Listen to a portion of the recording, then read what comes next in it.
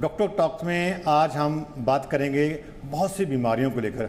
आज का जो डॉक्टर टॉक्स है वो पूरी तरह से वर्ल्ड डॉक्टर डे को समर्पित है।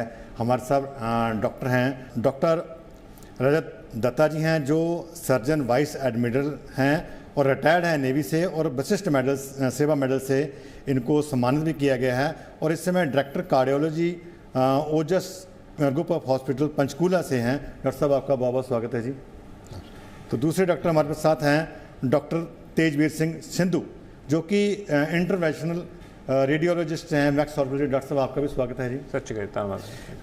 तीसरे डॉक्टर हमारे साथ आज रहेंगे डॉक्टर धर्मेंद्र अग्रवाल जो सीनियर कंसल्टेंट हैं यूरो ऑन्कोलॉजी रोबोटिक सर्जरी के जो फोर्टिस हॉस्पिटल्स हैं, वो भी हमारे साथ रहेंगे। डॉक्टर साहब आपका भी स्वागत है जी। नमस्कार। तो आज का जो डॉक्टर टॉक है तो ये तीनों डॉक्टर्स हमारे साथ रहेंगे, तो इनका जो एक्सपीरियंस है वो हम आपके साथ साझा करेंगे। सबसे पहले डॉक्टर साहब, डॉक्टर रजत दत्ता जी, आपसे मेरा सवाल है कि जो हम बात करें कि वेस्कुलर कार्डियक जो है बीमारियां हैं, उनको देखकर आप कैसे, किस तरह की बीमारी हैं आजकल चल रही, उसके बारे में बताइए। आजकल जो सबसे ज़्यादा जो कॉमन है दिल की बीमारी वो है बिकॉज ब्लड शुगर इंडिया में बहुत ज़्यादा है, ब्लड प्रेशर की प्रॉब्लम है, सेडेंटरी लाइफस्टाइल मतलब आराम ज़्यादा तलब लोग ज़्यादा हुए हैं, एक्सरसाइज ज़्यादा नहीं करते हैं, खाने में कंट्रोल भी बहुत कम है। उसकी वजह से जैसे जैसे उम्र बढ़ती है और स्पेशली जैसे जो लोग स्मोकिंग वगैरह भी करते हैं तो उनकी जो हार्ट की जो नसें हैं वो बंद हो जाती हैं, जिससे कि हार्ट की कई सारी बीमारियाँ उसके साथ से पैदा होती हैं। और ये जो है इसकी वजह से हार्ट अटैक होना, बाकी दिल की बीमारियाँ होना, ये बहुत कॉमन हो चुकी हैं। और जो हम देख रहे हैं आजकल कि छोटी उम्र में 30 साल की उम्र में 35 साल की उम्र में या उससे कम में जो है हार्ट की बीमारियाँ आजकल बहुत ज़्यादा कॉमन दिखने लग गई हैं। और इसके साथ साथ क्या हो रहा है कि ये जो बीमारियाँ हैं उसके साथ में हमें क्योंकि ज़्यादा इन्वेस्टिगेशन हो रहे हैं तो अब पता चल रहा है कि जो हार्ट के जो वेल्व्स होते हैं उनकी जो प्रॉब्लम है जो उम्र के साथ में आती हैं वो भी अब ज़्यादा पता चल रही हैं। तो डॉक्टर साहब हमारे साथ तेजवीर सिद्धू जी। डॉक्टर साहब, हम आपसे भी ये जानना चाहेंगे कि किस प्रकार से, जैसे हम कहते हैं कि बहुत सी बीमारियां आ जाती हैं, ब्रेन स्ट्रोक हो गया या कोई और बीमारी होती है, तो उसका इलाज कैसे किया जाता है? मतलब मैं इसमें डॉक्टर साहब ने बोला है उससे कंटिन्यू करने के ही हिसाब से बात करूँगा। ये ब्रेन स्ट्रोक है आजकल देखा जा रहा है, जैसे दिल की बीमारी बढ़ती जा रही है, ऐसे ब्रेन स्ट्रोक भी काफ़ी बढ़ता जा रहा है। इसमें भी लाइफस्टाइल का बहुत बड़ा इशू है जिसके कारण लोग ब्रेन स्ट्रोक से प्रभावित होते हैं। लोगों का smoking is one big risk factor. Lifestyle को अब स्ट्रेस है बहुत, आजकल का काम करने का जॉब रिलेटेड स्ट्रेस है, स्मोकिंग है, लाइफस्टाइल डिसऑर्डर्स हैं, उसके कारण लोगों को काफ़ी बार हमें ब्रेन स्ट्रोक में क्लॉट आना, नसें फट जाना ब्रेन में, हाइपरटेंशन के कारण को ब्लीड हो जाना, ये काफ़ी आम तौर पे देखा जा रहा है। और अगर ऐसा देखा जाए तो ये नहीं है इसका इलाज नहीं हो सकता या कोई अलग है, ये बहुत ही आम तौर पे प्रिवेंटेबल चीज़ें हैं, इसको आप टाल सकते हैं। आप ध्यान रखें या जैसे भी पेशेंट अपना खुद का ध्यान करे तो इस चीज़ को जल्दी टाइम पे इसको डिटेक्ट करके इसका ट्रीटमेंट हो सकता है, इससे बचा जा सकता है। डॉक्टर अग्रवाल, प्रोस्टेट कैंसर की बात होती है, बिल्कुल, तो उसको लेकर आज कल किस तरह का जो इलाज है वो आप दे रहे हैं? देखिए प्रोस्टेट कैंसर जो है वो आज की तारीख में एक बहुत ही एक कॉमन समस्या बन गई है और हमारी ही कंट्री में ही नहीं बल्कि all over the world prostate cancer जो है वो पुरुषों में होने वाला सबसे ज़्यादा कॉमन कैंसर बन गया है। प्रोस्टेट कैंसर जो है वो जनरली 50-55 साल की उम्र के बाद होता है और अक्सर हम इसको कुछ ब्लड टेस्ट के माध्यम से इसके बारे में जानकारी लेते हैं या इसको पता करते हैं। प्रोस्टेट कैंसर के जो ट्रीटमेंट हैं वो काफ़ी हद तक हमारे स्टेज के ऊपर डिपेंड करते हैं, पेशेंट की जो ओवरऑल स्टेज है वो क्या है। और अगर हमारी स्टेज थोड़ी सी लोकलाइज्ड है यानी कि कैंसर अगर फैला नहीं है तो उस कंडीशन के अंदर हम उसको सर्जिकल तरीके से यानी कि ऑपरेशन के माध्यम से, रोबोटिक सर्जरी के माध्यम से उस कैंसर को पूरी तरीके से रिमूव करते हैं, प्रोस्टेट को पूरी तरीके से रिमूव करते हैं। और कहीं ना कहीं हम ये कह सकते हैं कि जो रोबोटिक सर्जरी है वो प्रोस्टेट कैंसर के ट्रीटमेंट में एक बहुत ही सक्सेसफुल ट्रीटमेंट ऑप्शन की तरफ उभरी है। हाँ बिल्कुल। डॉक्टर दत्ता, ये जानना चाहेंगे कि वेस्कुलर जो सर्जरी है उसके लिए किस प्रकार की आजकल जो व्यवस्था है हो रही है जिसका लोगों को फ़ायदा हो सके? तो आजकल वैस्कुलर सर्जरी जो स्पेशली जो कार्डियक उसमें है उसमें बहुत ज़्यादा एडवांसमेंट हो चुकी है। उसमें भी रोबोटिक सर्जरी आ चुकी है, उसमें बहुत ही कम छोटे से इंसिजन के साथ में जो है बाईपास सर्जरी करी जा रही है। जहाँ तक स्टेंटिंग का और कॉर्नरी आर्टरी का सवाल है, उसमें भी बहुत ज़्यादा एडवांसमेंट आ चुकी हैं, बहुत ही बढ़िया क्वालिटी के स्टेंट्स आ चुके हैं। आज हम उन नसों के अंदर जाकर के देख सकते हैं कि कहाँ पर ब्लॉक हो रहा है, उसमें उस ब्लॉक को हटा सकते हैं, उसके एक स्टेंट डाल सकते हैं, और उससे आगे बढ़ करके जो वेल्व्स हैं, जो हार्ट के वेल्व्स हैं, आज उनको बदला जा सकता है।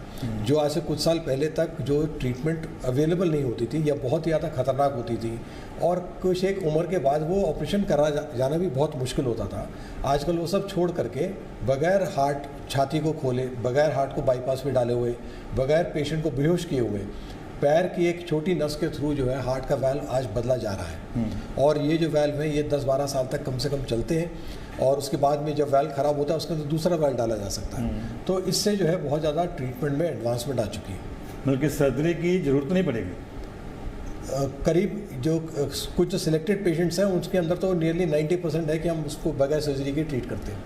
हाँ बिल्कुल, ठीक है। डॉक्टर देवेंद्र अग्रवाल, मेरा आपसे अगला सवाल आपसे है कि हम देखें कि जो आपने बताया कि कौन कौन सी चेतावनी है, जो हम करें कि संकेत हैं जिनके बारे में लोगों को पता होना चाहिए कि वो उनको प्रोस्टेट कैंसर है, वो हो रहा है और उसका जल्दी से जल्दी इलाज हो, और क्या संकेत हैं इसके? बिल्कुल जी, देखिए prostate cancer most of the time काफ़ी ज़्यादा साइलेंट होता है, लेकिन कई लोगों में 20 से 25% केसेस में हमें कुछ सिम्टम्स देखने को मिलते हैं, जैसे यूरिन का बार बार आना, रात में यूरिन पास करने के लिए बार बार उठना पड़ना, या फिर यूरिन पास करते टाइम ब्लड आना या उसमें बर्निंग सेंसेशन होना। पर जो सबसे मुख्य चीज़ है जो प्रोस्टेट कैंसर के सही डायग्नोसिस और एक अर्ली स्क्रीनिंग की तरह हमारे लिए हेल्प करती है, हमारे लिए काम करती है, वो है एक ब्लड टेस्ट जिसको हम कहते हैं PSA ब्लड टेस्ट। ये कि बहुत ही सिंपल ब्लड सैंपल है, टेस्ट है, जो आज की तारीख में छोटे छोटे गाँव सेंटर्स में, लैब्स में हर जगह अवेलेबल है। और ये ब्लड टेस्ट हमें ये बताता है कि हमारी बॉडी के अंदर प्रोस्टेट कैंसर होने के चांसेस कितने ज़्यादा हैं। अगर PSA बढ़ा हुआ है तो कैंसर के लिए इन्वेस्टिगेशंस या उसकी जो जांच पड़ताल है वो होनी बहुत ज़रूरी है, और हम उसके बेसिस पे अपना फर्दर का ट्रीटमेंट जो है वो डिसाइड करते हैं। डॉक्टर तेजवीर सिद्धू, ये बात की है कि अक्सर जो है स्ट्रोक को अचानक लकवा मारने से जोड़ देते हैं, लेकिन इसकी रोकथाम के बारे में शायद ही कभी बात होती है, तो कैसे इसका जो है रोकथाम हो सकती है? बहुत ही आपने अच्छी बात छेड़ी है। लकवा मारना, पासा एक साइड रुक जानी बॉडी की, इसको हम एक आम लक्षण मानते हैं कि ब्रेन स्ट्रोक हुआ है। स्ट्रोक हमेशा ही दो प्रकार के होते हैं, या तो कोई दिमाग में कोई खून की नस फट जाती है, या किसी खून की नस में कोई खून का थक्का जो या क्लॉट फंस जाता है। इन दोनों ही ट्रीटमेंट्स का अलग अलग सिस्टम है, अलग अलग ट्रीटमेंट है दोनों चीज़ों का। बट ट्रीटमेंट तो बहुत देर बाद की बात है। मेरे ख्याल से हम इसको स्ट्रोक को प्रिवेंट कर सकते हैं, इसके साइंस को बहुत अर्ली पिकअप कर सकते हैं। एक चीज़ है जिसे हम बोलते हैं TIAs, ट्रांजिएंट इस्कीमिक अटैक्स। वो स्ट्रोक आने से पहले ही हमें बॉडी वार्निंग देनी शुरू कर देती है। आपको चलते फिरते थोड़ा सा चक्कर आने, थोड़ा बेहोशी टाइप फील होना, फिर दोबारा ठीक हो जाना, लक्षण आने दोबारा ठीक होना, ऐसी चीज़ें जो हैं बंदे को महसूस होती है, तो तभी जाके आप अपने डॉक्टर को मिलिए। एक सिंपल सा टेस्ट है जिसे हम बोलते हैं, आपकी गर्दन की कैरोटिड आर्टरीज का डॉपलर होता है, उसका एक डॉपलर टेस्ट करवाइए। तो अगर आपकी जो दिमाग को ब्लड सप्लाई जा रही है उसमें कोई क्लॉट आने की आशंका है, हम उसको जल्दी पिकअप कर सकते हैं उसी चीज़ों से। आपकी लाइफस्टाइल में अगर कोई आप ऐसी चीज़ें हैं जिसको हम चेंज कर सकें, स्मोकिंग बंद कर सकें, अगर आप डायबिटीज़ हैं तो आपकी शुगर का पूरा ध्यान रख सकें, आपकी फैमिली में अगर कोई डायबिटीज़ है, हार्ट की डिजीज़ की हिस्ट्री है, कोई बाकी पुरानी स्ट्रोक की हिस्ट्री है, आपके कोलेस्ट्रॉल लेवल्स थोड़े ऊपर नीचे चल रहे हैं, आपकी डाइट थोड़ी ज़्यादा कमर्शियल है, अगर मैं बोलूँ घर का खाना कम खाते हैं, बाहर का ज़्यादा खाते हैं, या ऐसा है कि आपकी जॉब में काफ़ी स्ट्रेस है और आपको कभी भी ये लक्षण आते हैं, नहीं तो रूटीन में भी 45 से उम्र की, अगर आप 45 से ज़्यादा आपकी उम्र है तो आप एक रूटीन स्क्रीनिंग में कैरोटिड डॉपलर करवाएंगे तो आप स्ट्रोक के लक्षण को होने से पहले पहचान सकते हैं, उससे बचा जा सकता है, and we can help it. Doctor Rajeev Dutta, मेरा आपसे अगला सवाल आपसे है, टैवर क्या है? क्या टैवर इलाज से जीवन की गुणवत्ता बेहतर होती है और क्या यह सुरक्षित और टिकाऊ है? बहुत इम्पोर्टेंट क्वेश्चन पूछा आपने, क्योंकि ये मेरी अपनी स्पेशलिटी है और इसमें बहुत काम करता हूँ। टैवर जो है वो एक जो वेल्व होता है हमारे हार्ट के अंदर, जो मेन वेल्व जो पूरे ब्लड सप्लाई को शरीर के अंदर कंट्रोल करता है, और दिन में एक बार वो करीब 1 लाख बार जो है वो ओपन करता है और क्लोज़ होता है, और ये कंट्रोल करता है, जैसे मैंने बताया, पूरे का पूरा ब्लड सप्लाई शरीर को। जैसे जैसे उम्र बढ़ती है तो ये धीरे धीरे करके ये वेल्व ख़राब होता जाता है, और स्पेशली जिनको ब्लड प्रेशर हो, हाई कोलेस्ट्रॉल हो, शुगर हो या किडनी की प्रॉब्लम हो, तो उसमें ये वेल्व जो है ये ख़राब होता है जल्दी। वेल्व जब ख़राब होता है नॉर्मली करीब 65, 70, 75 की उम्र के आसपास में ख़राब होता है, और जब वो ख़राब होने के टाइम पे क्या होता है, वो सिकुड़ जाता है। सिकुड़ जाने से शरीर के, जैसे दिमाग में जब ब्लड सप्लाई कम होती है तो पेशेंट जो है उसको बेहोशी होती है, चलने में सांस फूलती है, चलने में छाती में दर्द होती है, और इस वेल्व का कोई और, जब ये ख़राब हो जाता है तो इसका कोई इलाज नहीं होता। कई मायने में हम इस बीमारी को, जिसको एओर्टिक स्टेनोसिस कहते हैं, जब वेल्व सिकुड़ जाता है, इसको हम कई कैंसर से भी ज़्यादा घातक मानते हैं, क्योंकि एक बार डायग्नोसिस के बाद में सडन डेथ जो है वो बहुत कॉमन होती है जी। और इसका इलाज, जैसे मैंने बताया, कोई दवाई नहीं है, इसका एक ही इलाज है कि उस वेल्व को बदला जाए। तो आज तक करीब 10 साल पहले तक जो है इसका इलाज होता था बाईपास सर्जरी के दौरान, उसको हार्ट को खोल करके बाईपास में डाल करके वेल्व को बदला जाता था। लेकिन उसके लिए, क्योंकि जब उम्र ज़्यादा होती है, जिनमें ये मरीज में ये बीमारी आती है, तो वो उतना ही रिस्की हो जाता है। तो उसके लिए आजकल जो नया जो टेक्नोलॉजी आई है वो है टैवी या टैवर, जिसमें कि एक तार के ज़रिए, पैर के ज़रिए जो है इस वेल्व को बदला जाता है। तो इसके कई सारे वेल्व आजकल अवेलेबल हैं, लेकिन जो अच्छे, जो गुण वाले, क्वालिटी वाले जो वेल्व्स हैं वो करीब 12 साल कम से कम चलते हैं। उसका डेटा हमारे पास आज अवेलेबल है, और पेशेंट्स को हम बताते हैं कि वो अपना वेल्व जो उस हिसाब से बदलवाएं, और उसको टाइम पर करने से जो है उसका बहुत फ़ायदा रहता है। तो सर, जैसे आपने बोला कि इसका समय कितना लगता है, जैसे टाइम तो बता दिया, कोई जैसे पेशेंट है उसको कब हम जो है डिस्चार्ज कर सकते हैं? तो अच्छा, जो पेशेंट जब ठीक से ऑपरेशन होता है तो हम पेशेंट को 2 या 3 दिन के अंदर डिस्चार्ज कर देते हैं, और क्योंकि पेशेंट को बेहोश नहीं किया जाता, तो उस दिन, जिस दिन सुबह ऑपरेशन होता है, उस दिन शाम को पेशेंट जो है वो अपना नॉर्मल बातचीत कर सकता है, सब कुछ खाना वाना खा सकता है। यूएसए में करीब 10 से 20% पेशेंट जो है वो डे केयर में होते हैं। ओके। पेशेंट सुबह आता है 7 बजे, 11 बजे ऑपरेशन होता है, 3 बजे घर भेज दिया जाता है। ठीक है जी। डॉक्टर धर्मेंद्र अग्रवाल, आपसे सवाल है कि आज प्रोस्टेट कैंसर के लिए कौन कौन से इलाज विकल्प उपलब्ध हैं, जिनमें रोबोटिक सर्जरी भी शामिल है क्या? देखिए, बिल्कुल, प्रोस्टेट कैंसर, जैसे मैंने कहा, कि एक बहुत ही कॉमन कैंसर आज की तारीख में हमारी सोसाइटी में हो गया है, और जो ट्रीटमेंट है वो हमारे स्टेज के ऊपर डिपेंड करता है, हम कौन सी स्टेज पे हैं, कितना एग्रेसिव ट्यूमर है, उन सब पे डिपेंड करता है। रोबोटिक सर्जरी इसके अंदर एक बहुत बड़ा जो रोल प्ले करती है वो ये कि रोबोटिक सर्जरी के माध्यम से जो हमारा प्रोस्टेट है, अगर बीमारी प्रोस्टेट के अंदर है या लोकलाइज्ड या नियर बाय एरियाज़ में ही है, तो हम उस प्रोस्टेट को और उसके आसपास के एरियाज़ को पूरी तरीके से रिमूव कर देते हैं। ये जो ऑपरेशन है रोबोटिक सर्जरी के माध्यम से इसलिए किया जाता है क्योंकि इसमें रोबोटिक सर्जरी में हमारी बॉडी में बहुत मिनिमल कट्स आते हैं, और इसके साथ साथ जो हमारा ब्लीडिंग का चांस है, ब्लड लॉस का चांस है, वो काफ़ी कम हो जाता है। प्रोस्टेट एक ऐसा ग्लैंड है जो हमारी बॉडी में पेल्विस एरिया में बहुत ही डीप एरिया में होता है, और वहाँ पर उसके सूचरिंग करना या टाँकों को लगाना जनरली ओपन हाथों से काफ़ी मुश्किल होता है। रोबोटिक सर्जरी के माध्यम से वही टाँके जो हैं वो बहुत ही बारीकी से, बहुत ही प्रिसीशन के साथ किए जाते हैं। और आज की तारीख में हमने रोबोटिक सर्जरी में कुछ ऐसी टेक्निक्स डेवलप करी हैं जिससे आसपास की जितनी भी हमारी नसें हैं या जितने भी हमारे मसल्स हैं, हम उनको बिना डैमेज किए सिर्फ और सिर्फ कैंसर को रिमूव करते हैं, जिसका फ़ायदा हमारे रोबोटिक सर्जरी के पेशेंट्स को मिलता है। उनको ऑपरेशन के बाद यूरिन के लीकेज की समस्या नहीं आती, उनको ऑपरेशन के बाद रिकवरी जो है वो बहुत फास्ट हो जाती है, उनका खाना पीना जो है वो ऑपरेशन के नेक्स्ट डे 24 आवर्स में स्टार्ट हो जाता है, और with in 2nd to 3rd day maximum patients discharge भी हो जाते हैं। सो जो रोबोटिक सर्जरी है उसका पर्पस सिर्फ और सिर्फ कैंसर रिमूव करना नहीं है, उसका पर्पस है कैंसर के साथ साथ हमारी फंक्शनल आउटकम्स को भी बेटर करना। जो आपने बात की कि यूरिन डिस्चार्ज की प्रॉब्लम आती है, बहुत से लोग तो इस कारण ही जो है वो ऑपरेशन नहीं करवाते, क्योंकि बाद में ऑपरेशन करवाएंगे यूरिन की प्रॉब्लम बंद नहीं होती, क्योंकि उन्होंने सुना होता है। तो ऐसी अभी बात नहीं है कोई। एग्जैक्टली। सो आज भी जब हम ओपीडी करते हैं, हमारे पेशेंट्स को हम देखते हैं, हमारे सामने ये बहुत कॉमन क्वेश्चन है कि डॉक्टर कहते हैं, पेशेंट्स कहते हैं, डॉक्टर साहब हमें पता है आप ऑपरेशन करके कैंसर तो रिमूव कर दोगे, पर कहीं उसके बाद मुझे लाइफ लॉन्ग डायपर तो यूज़ नहीं करना पड़ेगा। पर यही भरोसा मैं हमेशा अपने पेशेंट्स को और हर व्यक्ति को मैं कहता हूँ कि देखिए, अगर हम सिर्फ और सिर्फ कैंसर के ऊपर फोकस करें, सिर्फ कैंसर को रिमूव करें और उसके आसपास जितने भी हमारे अदर स्ट्रक्चर्स हैं हम उनको प्रिजर्व करें, सो हमारा जो यूरिन पे रिकवरी है, यूरिन पे जो कंट्रोल है वो काफ़ी जल्दी आता है।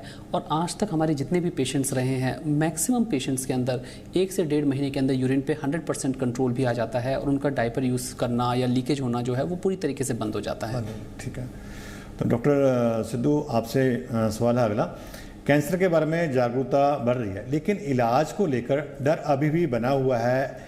इंटरनेशनल रेडियोलॉजी ने लीवर कैंसर जैसी बीमारियों के इलाज के तरीके को कैसे बदला है, खासकर उन बीमारियों के लिए जिनकी सर्जरी नहीं हो सकती? क्या इसमें भी जो है पूरी तरह से ये आज की जो साइंस है वो फिट होती है? बिल्कुल ठीक कहा आपने। कैंसर एक नामराद बीमारी है एंड आज सच यही है आई थिंक कि हर फैमिली में इस टाइम पे, मेरा नहीं ख्याल जितने मेरे सोशल सर्कल में है, हर फैमिली में कोई ना कोई बंदा किसी ना किसी तरीके से कैंसर से प्रभावित है, या खुद अपनी फैमिली या उनके जानकार आगे जाके कैंसर से ज़रूर कहीं ना कहीं पे इफेक्ट हो रहे हैं। अवेयरनेस बढ़ गई है, लोगों को जागरूकता है, ये बात सच है। लेकिन इसके अलावा कैंसर ट्रीटमेंट में काफ़ी मॉडर्न ट्रीटमेंट आ गई है। मॉडर्न ट्रीटमेंट कहने का मतलब है एवोल्यूशन हो गई है, ट्रीटमेंट इलाज करने के तरीके चेंज हो गए हैं, नए इलाज आ गए हैं जो कि काफ़ी बेहतर हैं, काफ़ी ज़्यादा कारगर हैं। इंटरवेंशनल रेडियोलॉजी जो मेरी स्पेशलिटी है, लिवर कैंसर में काफ़ी आगे गई है। लिवर कैंसर के अंदर अगर तो हम लिवर कैंसर को अर्ली स्टेज पे डिटेक्ट कर रहे हैं, इंटरवेंशनल रेडियोलॉजी के थ्रू बगैर सर्जरी के छोटी नीडल्स से, इमेजिंग की गाइडेंस से, सीटी स्कैन और एमआरआई की गाइडेंस से, अल्ट्रासाउंड की गाइडेंस से हम उसको बिल्कुल सटीक एग्जैक्ट जगह पे लोकलाइज करके वहीं पे छोटी नीडल से माइक्रोवेव या आरएफए जैसी तकनीक से उसे बर्न कर सकते हैं, हीट से मार सकते हैं। इसी का उल्टा है क्रायो एब्लेशन जैसी तकनीक आजकल हमारे पास उपलब्ध है। क्रायो में हम उसी कैंसर को फ्रीज करके मार सकते हैं एंड वो कैंसर वहाँ नहीं बचता है, क्योंकि नॉर्मल लिवर को हम टच भी नहीं करते तो नॉर्मल लिवर फंक्शन प्रिजर्व रहता है, सिर्फ कैंसर चला जाता है। इसी की सीक्वल में है ट्रांस आर्टेरियल थेरेपी जिसे हम बोलते हैं।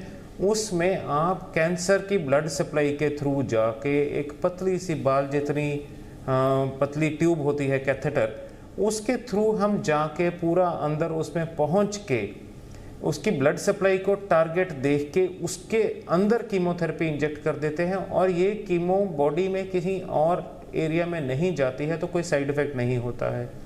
ट्यूमर के अंदर जाती है तो मैक्सिमम कंसंट्रेशन ट्यूमर को मिलती है, ट्यूमर वहीं का वहीं अंदर के अंदर वहीं मर जाता है। इसी में और आगे रेडियो एक्टिव पार्टिकल्स इंजेक्ट किए जा सकते हैं।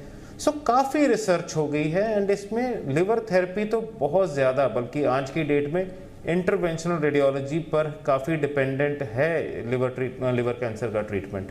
एंड लिवर कैंसर बहुत ही अच्छे रूप से मैनेज हो रहा है।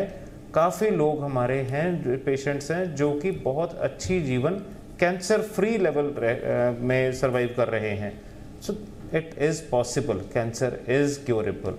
क्योंकि इंटरवेंशनल रेडियोलॉजी में इसके लिए काफ़ी ज़्यादा स्पेस है, काफ़ी ज़्यादा स्पेस है, काफ़ी सारी इनोवेशन बल्कि जितनी हो रही है, मॉडर्न डे नैनो साइंस जिसे हम बोलते हैं, जो मॉडर्न डे टेक्नोलॉजी है, लेटेस्ट साइंस है, वो सब इंटरवेंशनल रेडियोलॉजी में आके उसको ले रहे हैं। डॉक्टर दत्ता, सवाल अगला आपसी है, आर्टिक स्टेनोसिस क्या है और भारत में ये कितना आम है? क्या आम लोग भी इसकी पहुंच में हैं? सो एओर्टिक स्टेनोसिस, जैसा मैंने पहले बताया कि जो मेन जो वाल्व होता है जो ब्लड सप्लाई को कंट्रोल करता है, जब वो सिकुड़ जाता है तब उसको एओर्टिक स्टेनोसिस बोलते हैं। तो ये कॉमन तो बहुत है लेकिन इसको पिकअप करना आसान नहीं है, क्योंकि ये पिकअप तो ईको जैसे टेस्ट में ही होता है और ईको बहुत ज़्यादा वाइडली अवेलेबल नहीं है। अब हो रहा है धीरे धीरे, लेकिन हम इससे अंदाज़ा लगा सकते हैं कि करीब करीब 70 साल की उम्र के ऊपर वाले जो लोग हैं उनमें 10% के हिसाब से चल रहा होगा, क्योंकि यूएसए के अंदर पिछले साल करीब करीब 1 लाख टैवर ऑपरेशन हुए जिनकी पॉपुलेशन करीब 45 करोड़ है। तो हमारे यहाँ एक्सपेक्टेड है कि बहुत ज़्यादा नंबर होंगे, और अभी तक तो इसका पिकअप जो है वो रेट कम है। जितना अवेयरनेस बढ़ेगा और जितना लोग ज़्यादा टेस्ट करवाएंगे उतना ही ये पकड़ में आएगा। Doctor Dharmendra Agarwal, prostate cancer को लेकर कौन कौन से इलाज जो हैं वो और हैं, जैसे कि आपने रोबोटिक सर्जरी बोल दिया, तो और क्या क्या जो है इलाज जो हो सकता है और किस तरह के इलाज उपलब्ध हैं? देखिए बिल्कुल, प्रोस्टेट कैंसर में अगर हमारी स्टेज थोड़ी सी हायर साइड पे है या हमारी एग्रेसिवनेस ऑफ डिसीज़, बीमारी की जो एग्रेसिवनेस है वो थोड़ी हायर साइड पे है, तो उसमें हमारा एक ऑप्शन आता है हार्मोन थेरेपी। हार्मोन थेरेपी एक ऐसी ट्रीटमेंट है जिसके माध्यम से हम कुछ इंजेक्शंस देके, और आज की तारीख में तो कुछ टैबलेट्स भी हमें उसमें हेल्प करती हैं। सिंपल मेडिसिन या सिंपल टैबलेट्स हम पेशेंट्स को स्टार्ट करते हैं, और उनकी मदद से जो पेशेंट की बॉडी के अंदर जो हमारे हार्मोन्स का लेवल डिस्टर्ब हुआ है, जिसकी वजह से ये कैंसर स्टार्ट हुआ है, हम उन हार्मोन्स के ऊपर डायरेक्ट काम करते हैं, जिससे धीरे धीरे करके हमारे जो कैंसर के सेल्स हैं, जो प्रोस्टेट कैंसर के सेल्स हैं, वो मरने लगते हैं, वो सूखने लगते हैं, स्टार्व हो जाते हैं। और हार्मोन थेरेपी अपने आप में प्रोस्टेट कैंसर को ट्रीट करने में काफ़ी ज़्यादा अच्छा रोल प्ले करती है, काफ़ी ज़्यादा सहयोग करती है। इसके अलावा रेडिएशन जैसे ऑप्शन, एडवांस डिसीज़ के अंदर बहुत ही एग्रेसिव डिसीज़ हो तो उसमें रेडिएशन यानी रेडियोथेरेपी जैसे ऑप्शंस को भी हम कंसिडर करते हैं, और कुछ लास्ट स्टेजेस के अंदर कीमोथेरेपी जैसे ऑप्शंस को भी हमें कंसिडर करना पड़ता है। डॉक्टर साहब, आज हम बात करें तो वर्ल्ड डॉक्टर्स डे है, तो सबसे पहले मैं डॉक्टर जो दत्ता साहब हैं, दत्ता साहब आपका मैसेज क्या है अपने हमारे दर्शकों के लिए और अपने पेशेंट्स के लिए? मेरा तो मैसेज यही रहेगा कि आप अपनी सेहत का ध्यान रखें, प्रिवेंटिव जो है वो मेजर्स हमेशा रखें, सिगरेट ना पिएं, सेहत का अपना ध्यान रखें, चलें, खाना संतुलन खाएं, संतुलित तरीके से खाएं, और जब प्रॉब्लम हो तो उसको जल्दी से जल्दी रिपोर्ट करके उसका इलाज करें, डिले ना करें। डॉक्टर सिद्धू, आपसे भी एक मैसेज चाहेंगे छोटा सा? मैं दो बातें कहनी चाहूँगा। डेफिनेटली बीमारी का इलाज कराने से बीमारी से बचना ज़्यादा आसान है, तो आप बीमारी से बचिए। बीमारी का इलाज तो चलो हम देख ही लेंगे कैसे होना है, लेकिन बचना ज़्यादा बेहतर है। तो वर्ल्ड हेल्थ डे पे, मैं वर्ल्ड डॉक्टर्स डे पे आपसे यही बोलूँगा कि अपने हेल्दी लाइफस्टाइल से प्रिवेंटिव की तरफ ज़्यादा जाएं। सेकंड, एक अच्छे डॉक्टर को अपना दोस्त बना के रखें। आपकी कभी भी कोई दिक्कत आती है, छोटी दिक्कत आती है, बड़ी आती है, तो आपके दोस्त डॉक्टर के पास आप जल्दी जाएँ, जल्दी बीमारी को पकड़ें और जल्दी उसका सही इलाज करवाएं। डॉक्टर अग्रवाल, आपसे भी एक छोटा मैसेज चाहेंगे अपने दर्शकों के लिए और आपके पेशेंट्स के लिए? देखिए, वर्ल्ड डॉक्टर्स डे पे मैं आज की तारीख में हमारी जितनी भी पॉपुलेशन है, और मैं ये मैसेज हमेशा देता रहता हूँ कि PSA का एक जो ब्लड टेस्ट है वो साल में एक बार हर पुरुष को, हर मेल को करवाना चाहिए। 50 साल से ऊपर की उम्र अगर हमारी है तो हमें साल में एक ये सिंपल ब्लड टेस्ट करवाना चाहिए, और ये ब्लड टेस्ट हमें कहीं ना कहीं कैंसर के बारे में सही आगाह करता है, और कहीं ना कहीं किसी भी बड़ी बीमारी को सही टाइम पे डिटेक्ट करने में हमारी हेल्प करता है। हो सकता है ये टेस्ट हमारी खुद की या हमारे परिवारजनों में से किसी की या हमारे फैमिली या दोस्तों में से किसी की जान बचाने में कारगर साबित हो। सो अपनी सेहत का ध्यान रखिए, अपने आप को अवेयर रखिए, और जो वर्ल्ड गाइडलाइंस हैं उनको फॉलो करिए। धन्यवाद। डॉक्टर रजत्ता, डॉक्टर तेजवीर सिद्धू जी, डॉक्टर धर्मेंद्र, आप तीनों का बहुत बहुत जी मीडिया में स्वागत है। धन्यवाद। और देश के सभी डॉक्टर्स को आज वर्ल्ड डॉक्टर डे पे जो है सबको बधाई है, और ऐसे ही आपको लोग भगवान मानते हैं, और आप जो देश के लोग हैं, जो देश के निवासी हैं, उनकी आप इसी प्रकार से सेवा करते रहें, हम यही कामना करेंगे। और देखते रहें जी पंजाब हरियाणा हिमाचल।